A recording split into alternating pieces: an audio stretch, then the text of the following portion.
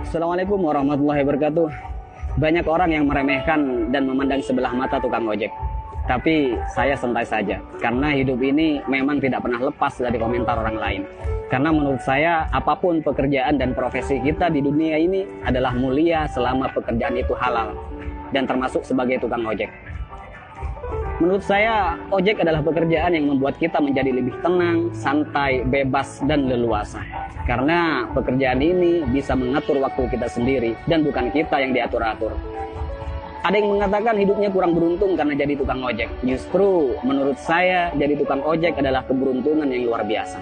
Karena profesi ini mampu memanage waktu kita sendiri, terutama waktu untuk beribadah kepada Allah Subhanahu wa Ta'ala.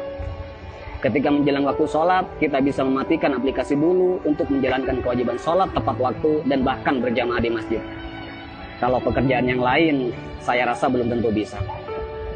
Tak mengapa kita dipandang hina oleh makhluk. Yang terpenting tidak hina menurut pandangan Allah Subhanahu wa Ta'ala. Intinya tak perlu mendengarkan apa kata orang selama profesi yang kita geluti tidak keluar dari yang namanya koridor syariat. Syukuri seperti apapun keadaan dan kondisi kita, dan jangan selalu membandingkan dengan hidup orang lain agar kita tidak menjadi orang yang kufur nikmat. Dan yang perlu diingat, apapun profesi kita tetap harus Allah yang dijadikan prioritas dan tujuan utama. Karena Allah menciptakan kita, wa ma khalaqtul jinna wal insa illa liya'budun. Tidaklah aku menciptakan jin dan manusia semata-mata hanya untuk beribadah kepadaku.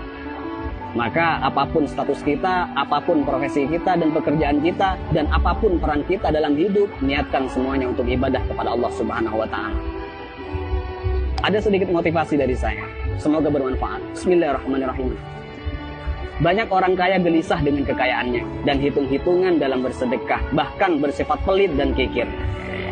Banyak artis bercerai padahal pasangannya sempurna, kaya, ganteng dan cantik. Banyak pejabat korupsi, padahal puluhan juta gaji dari jabatannya. Banyak polisi yang tak mengayomi, tapi malah memeras rakyat.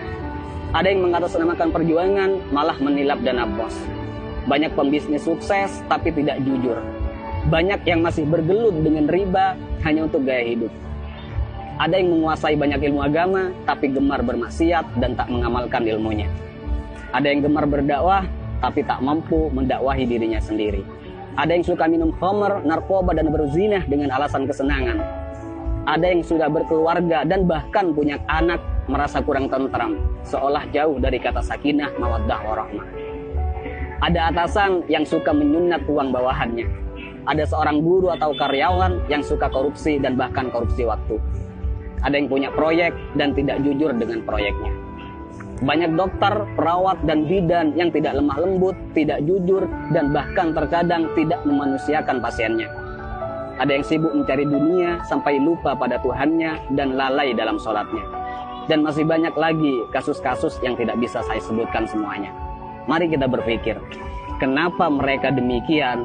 Karena dalam hidupnya bukan Allah yang mereka jadikan prioritas dan tujuan utama.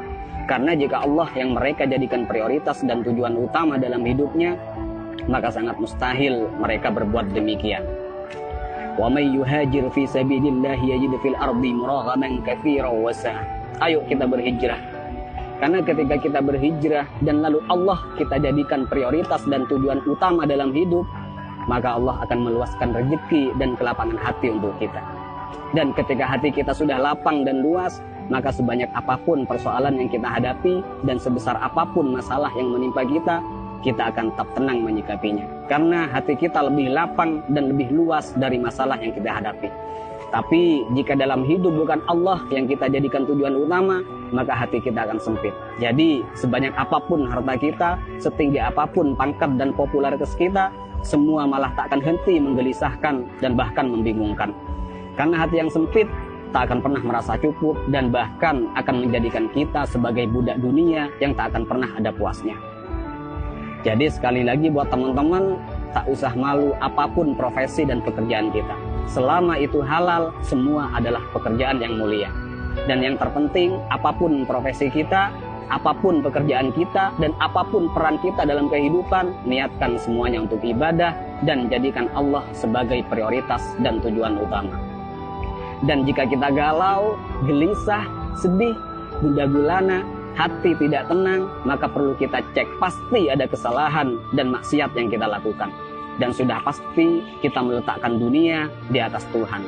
Dan juga saya pastikan hubungan kita dan Allah sudah tak lagi mesra. Jadi kesimpulannya, tolak ukur ketenangan dan kebahagiaan bukanlah kekayaan, bukan jabatan, dan bukan popularitas. Tapi tolak ukur ketenangan dan kebahagiaan adalah tergantung di mana letak Allah di hati kita. Assalamualaikum warahmatullahi wabarakatuh.